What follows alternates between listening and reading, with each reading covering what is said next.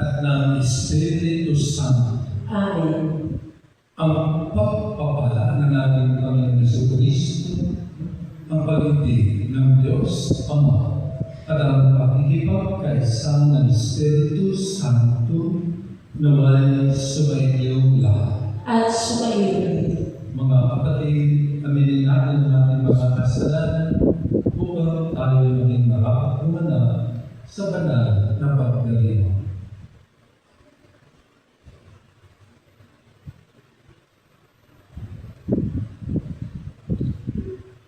Inaamin ko sa makapangyarihan ng Diyos at sa inyo mga kapatid na lubha akong nagkasala sa isip, sa salita, at sa gawa, at sa aking pagkukulang.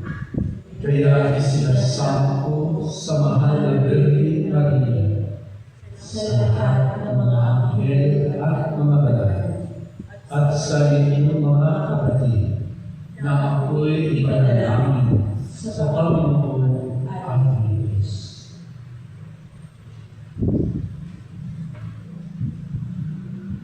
Ihanda po ang mga palaspas.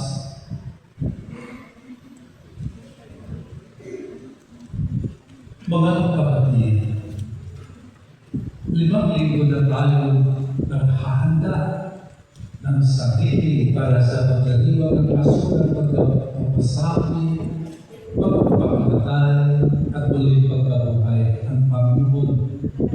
Sinikap natin manawagin at rin ang ating pananagutan sa Diyos at sa kapwa-tao ang sunod sa aral at halimbawa ng Jesucristo.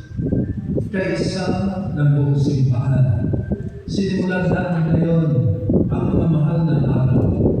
Si Kristo ay matagumpay na pumasok sa kanyang lungsod upang tuparin ang kanyang gawain bilang Mesiyas. Kaya din natin alalahanin ang pag-aalay sa sarili niya para sa kapwa at sundan natin siya ng may buhay na pananampalataya. Kaisa niya sa pagdurusa sa krus, tayo nawa ay makahari niya sa kanyang tagumpay, sa kamatayan at sa kanyang bagong buhay. Pakitaas sa palaspas, Ama naming makapangyarihan, ang mga palaspas na ito ay iyong pagpalain at pabadalin upang sa masaya naming pagbubunyi sa Mesiyas na aming Hari. Siya ay aming masundan at sa pamamagitan niya aming sakitin na hindi magmamalig ng lungsod ng Jerusalem na kanyang pinaghaharihan kasama mo at ang Espiritu Santo magpapal sa walang hanggan. Amen.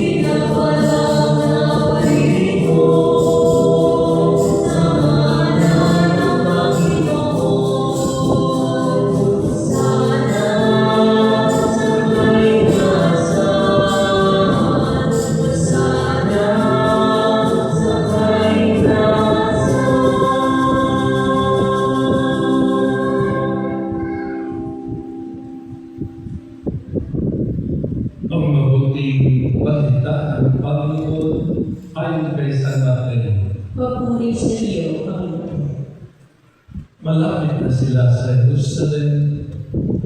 Pagdating nila sa Bethpage, sa bundok ng mga Olivo, pinaunan ni Jesus ang dalawang alagad.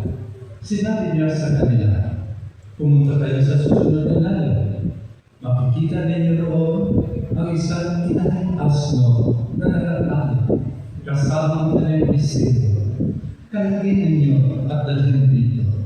Kapag may sumita sa inyo, sabihin ninyo, kailangan ng Panginoon at hindi na ihigo iyon." Nangyari ito para matupad ang sinabi ng propeta. Sabi niya sa lungsod ng Sion, "Masdan mo, dumarating ang iyong hari. Siya'y mapapakumbaba, nakasakay sa isang asno, sa isang bisero ng isang asno." Tumagal na ang mga alagad at ginawa ang utos ni Jesus. Dinala nila ang inahing asno at ang bisero. Isinabi nila sa likod ng mga ito ang kanilang balaban at sumakay si Jesus. Maraming naglakad ang kanilang balaban sa daan. Ang iba naman ay pumutol ng mga sanga ng kahoy at inilakad din sa daan. Nagsisigawan ang mga taong nauna at sumusunod sa kanya. Mabuhay ang anak ni David. Pagpalain ang dumarating sa ngalan ng Panginoon. Purihin ang Diyos. Pagpasok na Jesus sa Jerusalem, nagulog ang buong lungsod. Sino kaya ito? Tanong nila.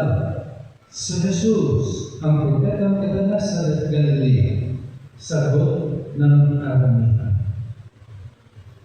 Ang mabuting balita ng Panginoon. Pinupuri ka namin, Panginoong Jesucristo.